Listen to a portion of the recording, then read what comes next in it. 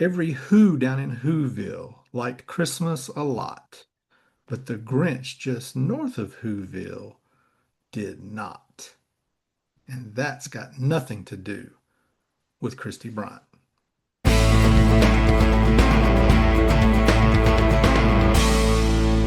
Welcome to the EMS Wizard podcast. I'm John Wilson, and joining us in this episode is Miss Kathia Gent, who has been absent for the last few weeks. I guess you saw a Christmas tree and decided to come back. That's Yes, I great. did. That's fine too. But probably more special than the both of us is finally, I've never been a hunter. I just don't go out in the woods. I don't go out and trap anything. But I have been hunting for a while. Kristy Bryant from Yancey County for the longest time. We were talking and we've always had these evaluations. Who do you want to see on the who you want to see on the podcast? And I kept seeing that name Kristy Bryant. And I'm like, who is Kristy Bryant? I don't even know that person. And it took so long. I reached out and she's like, I don't know if I want to, I don't know. I'm kind of shy, blah, blah, blah. Well, yeah, what, all those stuff and things. That's great. But we finally was able to convince her to come on and introduce the rest of the world to Kristy Bryant, who is the EMS Director for Yancey County. Welcome to the show, Kristy. Thank you for having me. It's really good to have you. And the biggest reason isn't because you wasn't a name that I didn't know. It's because of the great things people always say about you. Well, Um, thank you. how an up and coming leader. I tell you, let's start with that. Let's Okay. introduce. Where did you get started? Like, what did like tell us your story. Like, is this something you wanted to be when you grow up? Or and then how did you end up where you're at? We'll just the floor Yeah. is yours for that story. Okay. So at an early age, my grandfather, he was sick. He had diabetes. And so he was in and out of the hospital a lot. So growing up, going to see him, I just always thought, hey, that's what I want to do when I grow up. I want to be a nurse and help people like my grandpa. And so in high school, I took the whole healthcare career pathway. So when I graduated, I had my CNA. And I immediately went to work for Mission Hospital in Nashville on the fourth floor, which was renal med at the time. And that was a great experience, just, patient assessment aspect, really learning how to talk to your patients, just listening to them. And then I decided, I want to go to school and get my nursing. It's time. And at the job fair, the career fair that I went to, I went straight to AB Tech, the nursing table, and I said, hey, sign me up. And they said, well, it's a 2-year waiting list. And I thought, well, okay, well, just put me on the waiting list and I've got a job as a CNA, so I'll be fine. And I went a couple of tables down and it was the AB Tech paramedic program. And I thought, hey, well, that's kind of neat. And started talking to them. And they said, yeah, 2 years, you'll have your associates. You will graduate with your paramedic. And I thought, hey, well, I'll do this. I'll go ahead and get my paramedic 2 years, and then I'll just go straight into nursing. And I quickly learned through my clinicals when I finally got to that aspect that I did not want to be a nurse. I didn't want to be cooped up inside all day with the same patient for 12 hours at a time. Not that that's necessarily a bad thing, but we've all had patients where we just can't wait to get them to the hospital, and drop them off. So I thought, I really enjoy this and I could see myself making a career being a paramedic. And so that's what I did. That was back when you had to basically wait for somebody to die or retire to get on with an agency. Um, so Buncombe didn't have any job openings, and I applied for Madison County EMS, which was still when Mission held the contract for those 911 facilities. And then I applied for Skyline Fire and Rescue on their ambulance there at the fire department. And I heard back from both of them. They both gave me a PRN position. So I worked at both places, basically kind of equal in full-time hours. And then Skyland decided to put their ambulance on full time, and that was where the first full time position came open.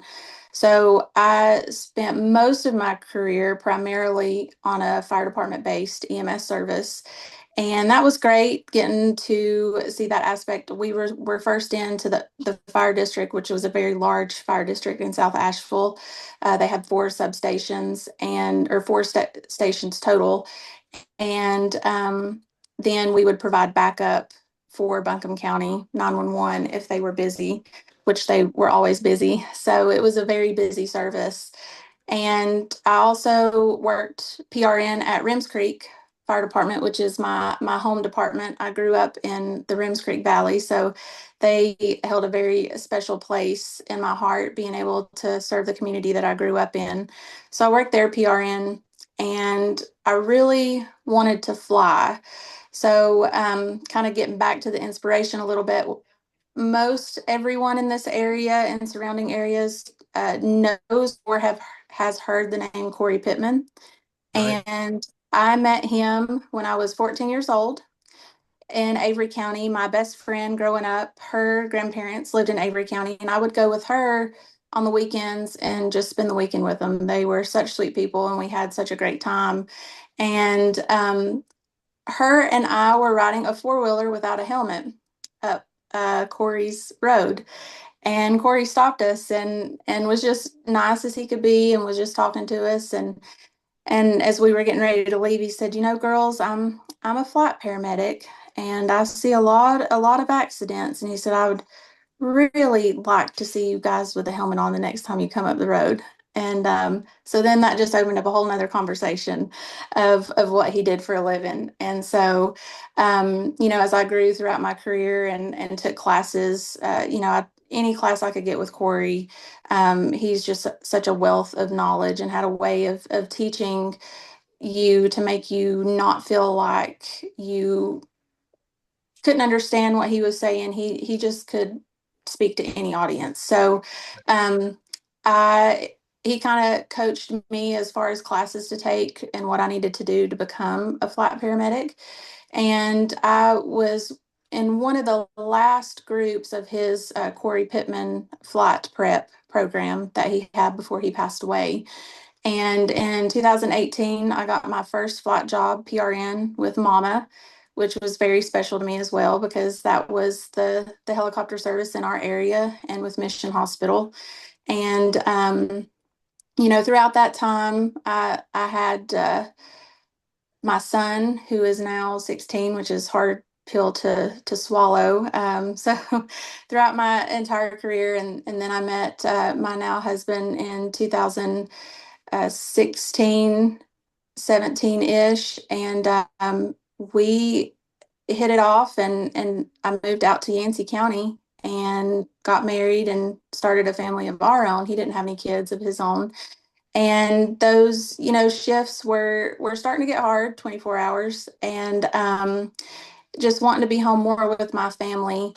And honestly, at the time, you would think that flight paramedics would get paid more than what they really do, but they don't.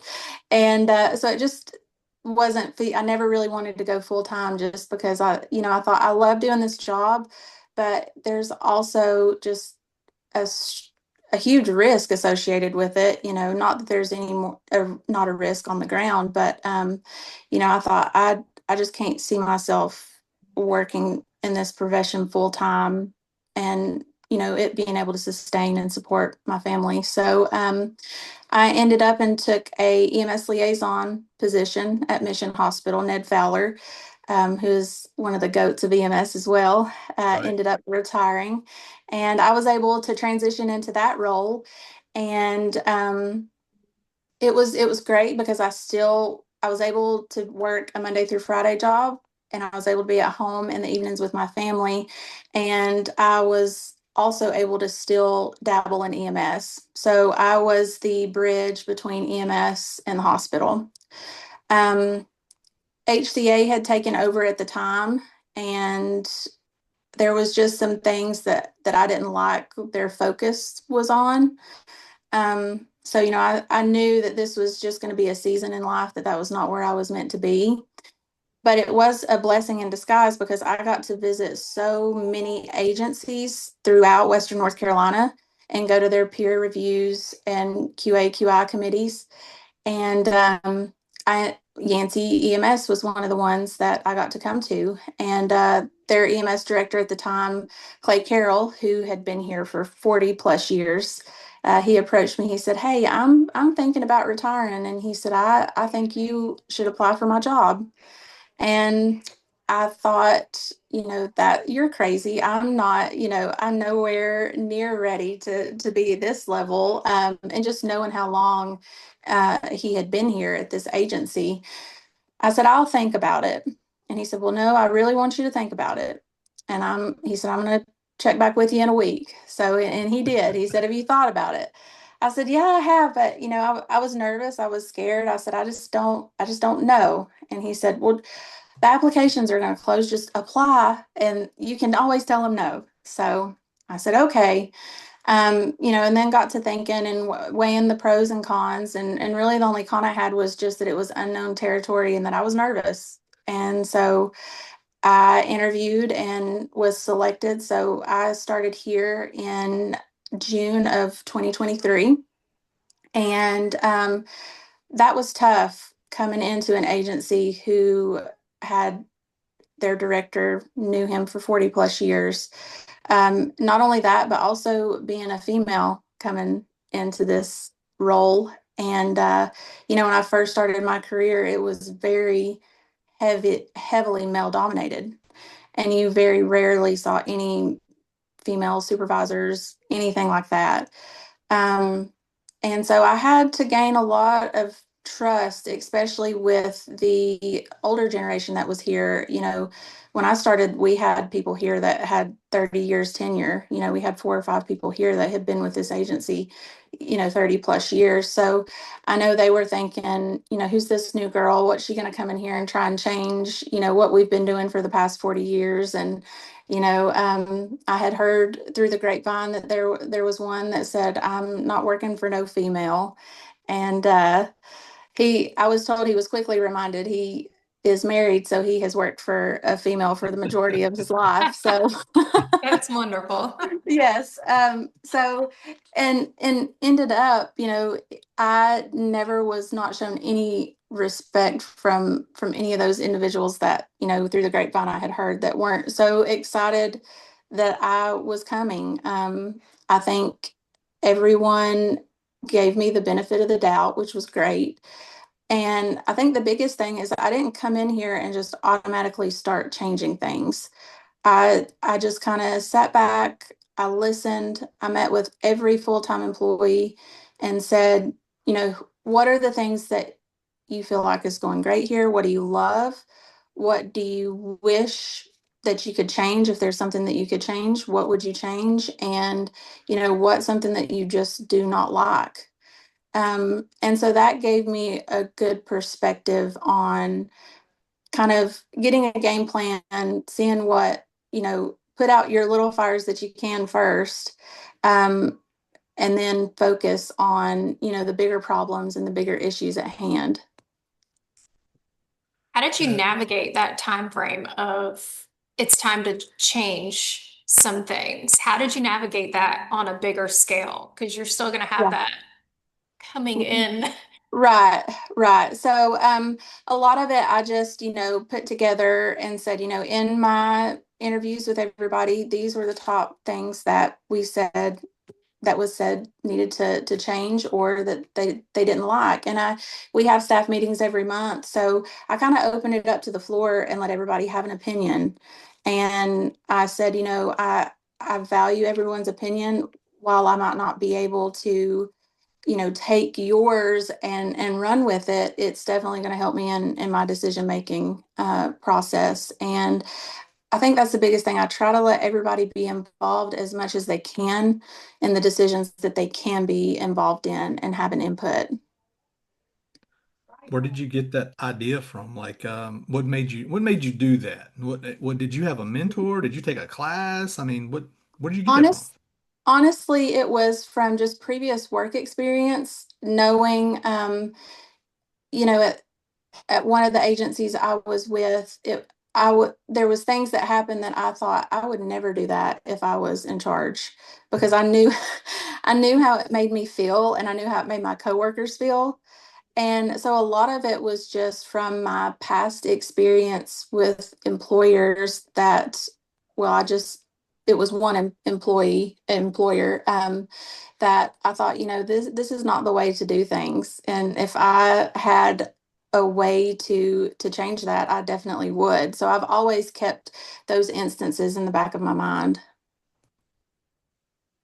I think that's a solid way to do that. It's actually one of the things we talk about in our program is the folks that get into leadership. What brings them there to the table, and it sounds very familiar, is Mhm. negative motivation. We're Mhm. motivated negatively by something and a Yeah. negative experience. How we apply that sounds like you did that just spot on perfect. Yeah. I'll circle back. You mentioned Corey Pittman. Absolutely. Mhm. So I think you said you were in one of his last prep classes. Was Mhm. it out Yeah. west? No, it was actually in Charleston, South Okay. Carolina. Hmm. So I did one of his last ones too. That was in Hmm. Youngsville, Yeah. Carolina. So Hmm. I remember. So it's cool. I mean, it's interesting to see. Yeah. We didn't talk about any of that offline or whatever. Hmm. So it was interesting to hear you say that same have that coming out. Like Corey was great, and to Yes. have somebody else that can carry on that legacy too of what he did. It was really hard because I was looking at critical care, not to do Hmm. critical care. I had zero interest in doing that, and I just wanted the education. Heard a lot about Pittman course. I'm like, I'm Hmm. gonna Yeah. see what this joker's about. I'm gonna go out here and Right. see, and then I was like, oh, he's him for sure. Yes, yeah. We have a picture, and I know Mitchell EMS has a picture of him in our training room. And we there was a slogan right after he passed, and I wore a button on my flight suit that said "Be like Corey," and that was just no truer words to try to strive and be that type of provider that Corey was. Yeah, and just the one thing he said, it stands out to me is.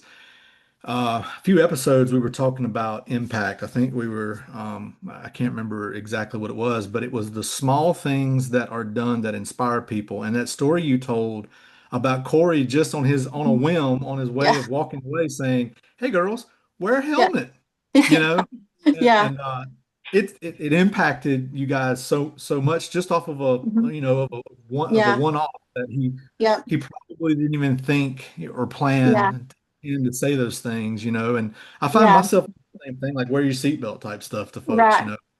um, we just don't, I think as leaders, we don't think about, or we should recognize that just some of the simple conversations we have an everlasting impact, such as the story with you and Corey there. So Hmm. that's very interesting from that. Um, if I, you, I don't think Hmm. you went back and did you ever go and get your RN? I did not, Oh, no. you stayed out. Okay. Yeah, Yeah. and I thought about it. There was an online program, and I had signed up for it, and then I quit. I backed out before it started. I was like, I'm not ready to give up being a paramedic and go be a nurse. But now Mayland Community College next door in Mitchell County, they're one of the only community colleges that I know of that have a true bridge program from paramedic to RN. And one of my employees actually completed that, and she said it was a great program. Yeah. Yeah, Mhm. well, that was cool. I Yeah. wasn't sure if you went back and you also got your nursing and still stuck with EMS. I was going to open up Yeah. this whole other line of Yeah. questions, but that's great. What would you say has been first of all, I think that's a fabulous way to approach stepping into management. And I think most people have a process of where they have to step into a role, Hmm. advance to the next level, and go to that. And you're one of those that's sort of done your, indirect leadership. People saw leadership in you. For someone to come up and say, "Hey, I want you to apply for my job," that means they see something in you. And that's a very unique thing to see in two ways. Number one, in Western North Carolina, first of all, Hmm. but secondly, in what you've already said, a male-dominated field. It's to Hmm. have someone that's with 40 plus years in to come to you and say, "Hey, I'd like to see you apply for my job." Yeah. So I can only imagine the amount of pressure you probably felt from like, I mean, honor for one, I Yeah. imagine, Hmm. but also pressure to be like, "Oh, I don't know if I can do that." So Yeah. from somebody, this question I ask a lot of Mhm. people, but I suspect your answer, I'm interested in what your answer is going to be, and that is, what did you feel like your challenge is? I mean, if you've went in and you was an FTO and a supervisor and a training officer and Mhm. assistant director, the Mhm. challenges are different. But for Mhm. somebody that's, I don't want to say cold turkey, but Yeah. kind of going out on a limb to say, Yeah. hey, let me try this and see how I do. What did you feel like was your biggest challenge in taking on that role? I think the biggest challenge was just trying to learn the staff and learn what they needed to be supported, to feel like they were supported. I, of course, knew some of them from, flying in and picking up some of their patients, and also, with the EMS coordinator liaison position at Mission, I got to know several of them pretty well. And so it was just a bit because I was learning myself how to really be a leader. I was in a position where I was putting everything in my mind that I was like, I would never do that if I was in leadership. So it was really me putting that to the test. And that was a challenge. And honestly, sticking with the decisions that I made, because I knew, you're not going to make everybody happy with any decision that you make, no matter what, but just sticking with it, and people that were upset about a decision, being able to being able and willing to explain the why behind why you made that decision, not just, well, because I said so. And a lot of times when you explain the why behind it, it kind of gets people to open up their eyes and see an aspect that I was looking at that they might have not been looking at the same. I think that's a great approach to that. We had just recently talked on an episode about how important it is to explain why Mhm. Mhm. the things, and that's not something that I don't know that it was and the history of North Carolina EMS doesn't have a whole lot of management training behind that, Mhm. and so when I hear you say ready for leadership. I almost say, I don't know, that sounds like to me you were ready for the leadership part. It's the management role you had to learn Yeah. because I think Yeah. maybe leadership's more of a natural thing for you, for people to come Mhm. to you and say, "Hey, we'd like to see you, in this role or whatnot." And so, I think that's, and you said you come in 2023, and so a Mhm. year later you're having to deal with Helene. I, you take ICS classes in school and you think, I'm never going to need that.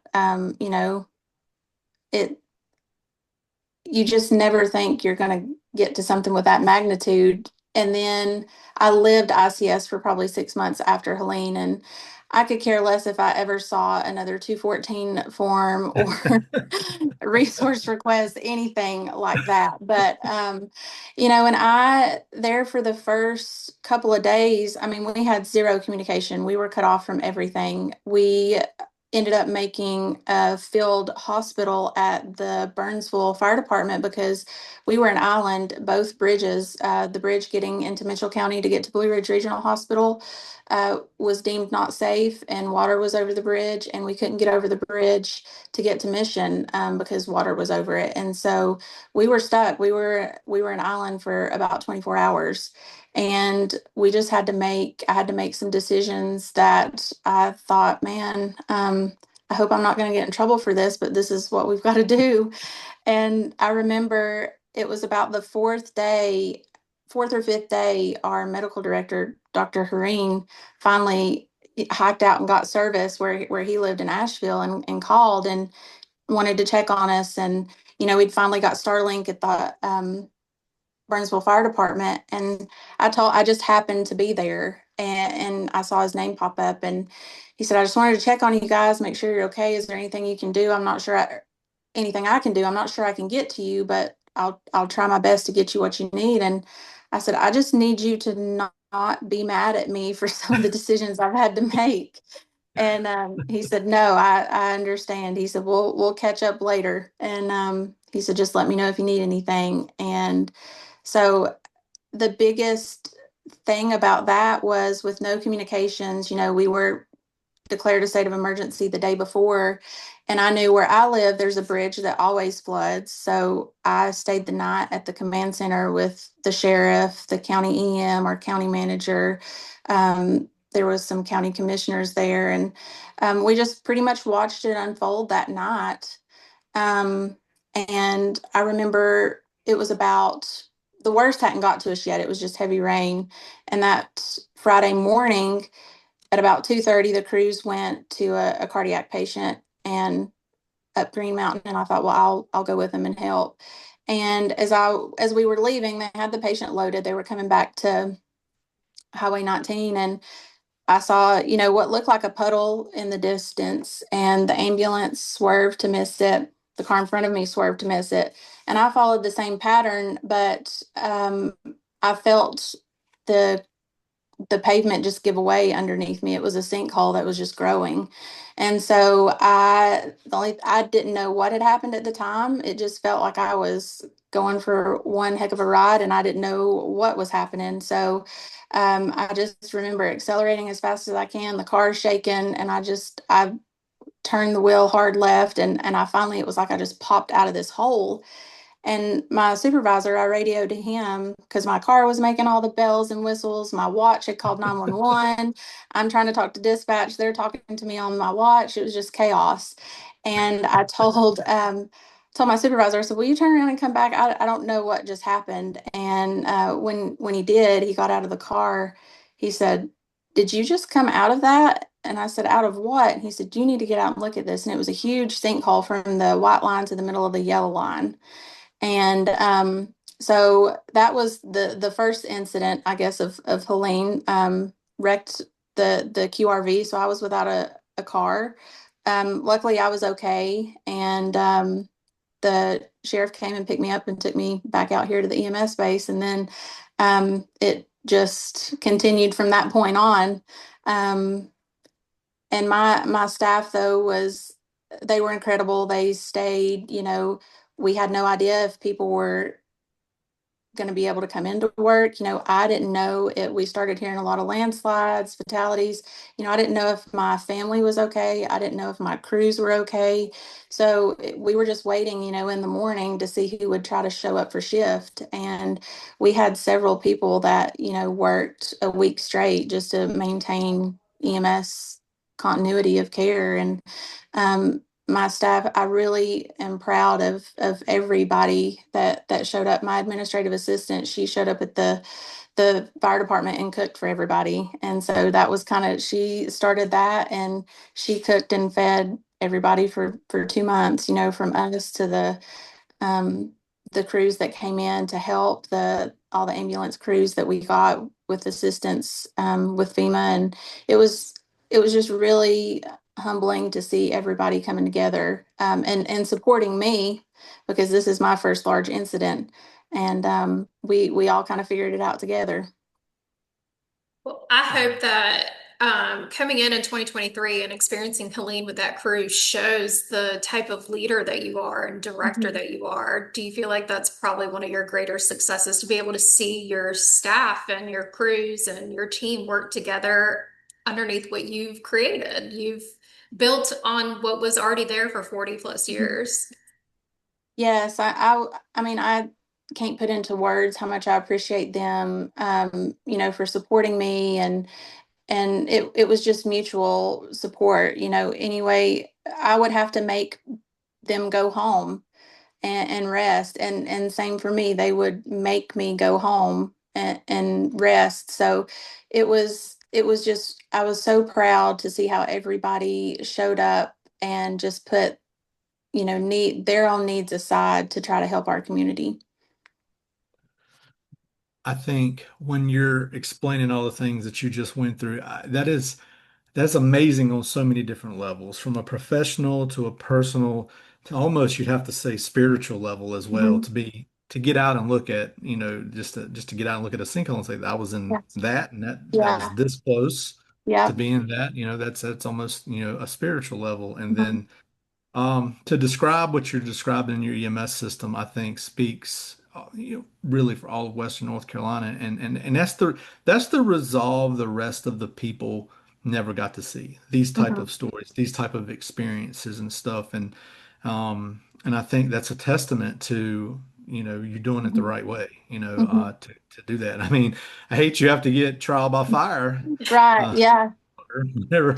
But I mean, it's still, you're putting, a little personal on my part, but I mean, I think God puts you in those positions Yeah. to teach you something, to learn from it. It may not be for today, may not be for today's purpose, but one day you may have to reflect back on the experiences you had Yeah. to help you navigate a current Mhm. situation or whatever. So I think that's awesome because when I'm hearing you talk, I don't hear just paramedic, and I also don't hear EMS director. I'm hearing wife. I'm hearing Mhm. mother.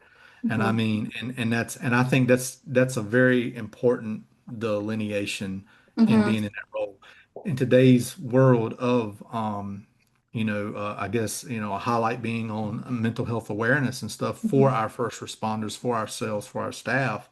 It sounds like, that there's a work-life balance that takes Mhm. place that also integrates with each other. As you said, you still had a duty to do, but wasn't even sure where your family or staff that their Mhm. situation was.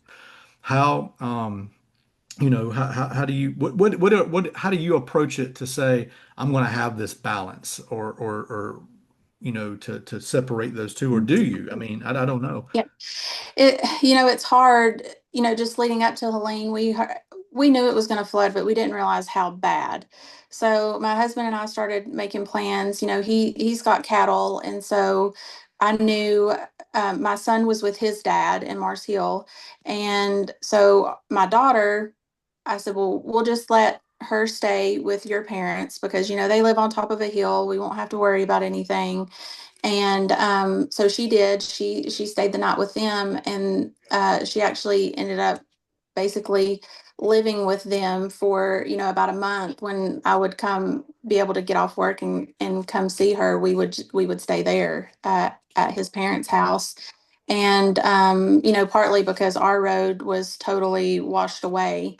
And the last phone call that I got out that morning was to my husband, and it was about six. That it was as soon as the sheriff brought me back to the EMS base, and I said, I wanted you to hear it from me before you hear it from anybody else, but I wrecked my car in a sinkhole. I'm okay. And then we lost communication. That was the last thing that I had said to him until I saw him later that Friday night. We were actually hiking up to get somebody that was injured in a landslide. That was our neighbor. So when I hear the top of our road, the address, and they said general area, and they also gave an age range that was about the same age ranges as my husband. I thought, well, he's been out there fooling with those cows and he's got caught in a landslide. So, in my mind, I was going to get him. And I remember making it to our front yard, and he was standing there waiting to see if I was going to be one of the ones to show up to come carry out our neighbor. And so I knew at that point he was okay. I We still at the time didn't know if my daughter and my in-laws were okay. I didn't know about my parents. I didn't know about my son. And there was just constant radio traffic of first responders in our county trying to see if there was anybody in these communities to check on their loved ones. I remember we were sitting in the command post, and the sheriff was trying to see if anybody had made contact with his parents. And I mean, it's just still such a deafening thing to hear when the crews came across the radio and said, we're here at your mom and dad's, but there's no house. So, at that point, it just the reality sunk in. And luckily his parents and grandmother were found and they're okay. But in that moment, we pushed on, and I think everybody in the community as a whole came together. It didn't matter what your role was in the county, whether you're a sheriff's deputy, transit.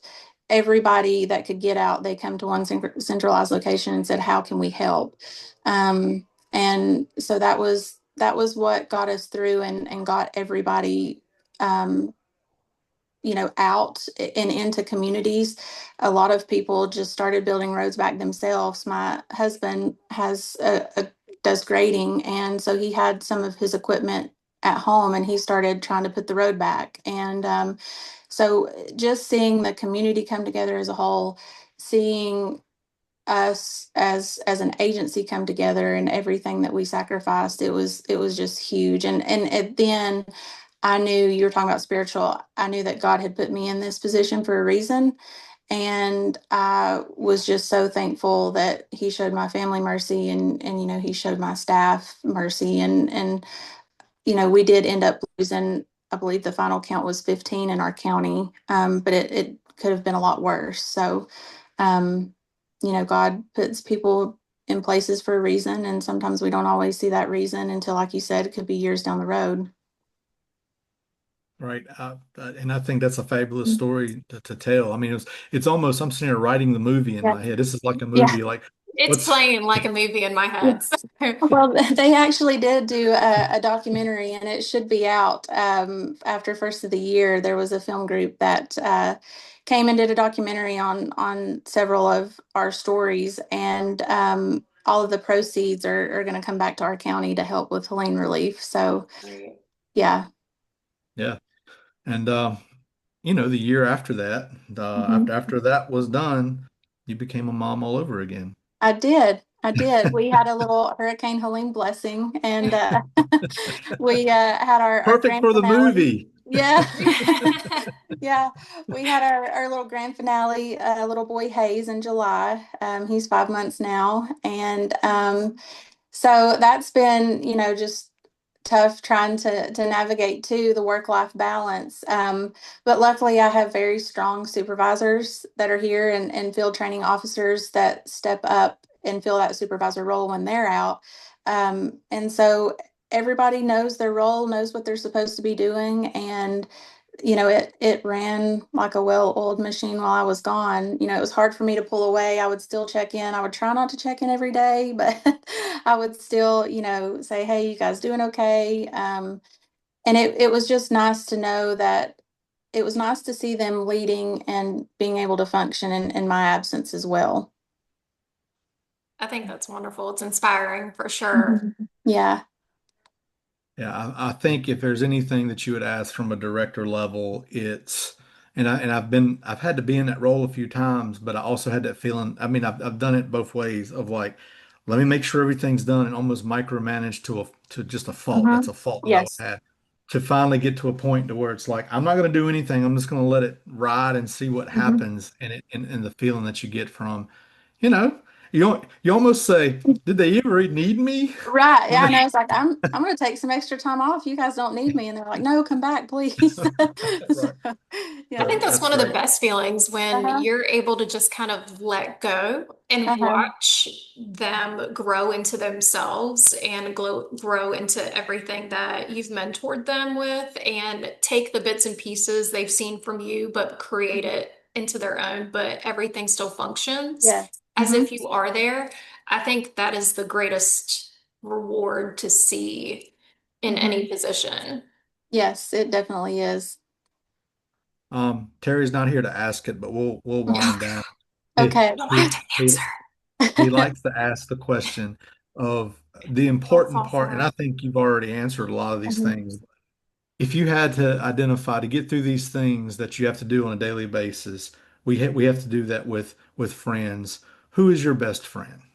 Fall for it. No, On behalf God, of Mark and Walter, don't fall for it, please. don't fall for it. My best friend, I would have to say,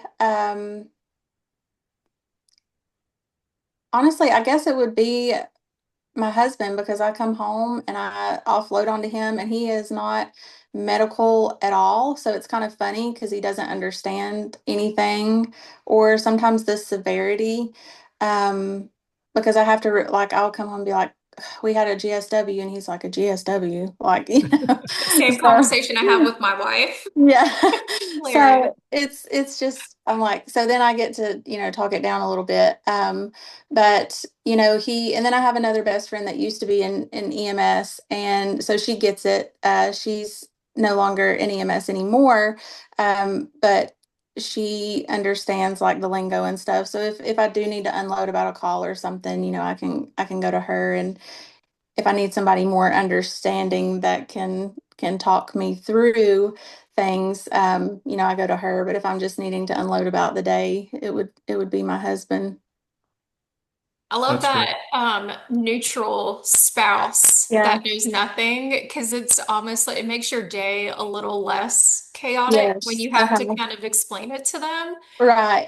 It's weird, but it's one of the best decompression like Hmm. times where you're just like, here, oh, Yeah. hold on, I have to explain it. Right. Yeah.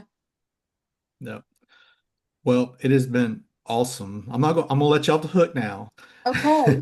It has been awesome having you on. We do appreciate, I think your story is great. I think it's inspirational, and I know you've been involved with doing things with various different groups. Keep that Mhm. up. Yeah. I know you inspire a whole different generation beyond your staff. And as you expand into and grow your network and stuff, I can just see the value that you'll have for years to come. And that, who knows, maybe 30 years from now, you'll be going to somebody at a meeting and saying, I want you to replace me. Yes. Yeah. Yep. You see how I said 30 years from now, and you're sitting there saying, I Yeah. I was don't, I just don't counting in my head. I'm like, no, not that long. I feel like the math is not mathing. Yeah. We're not Yeah. doing That's not that. that big. Yeah.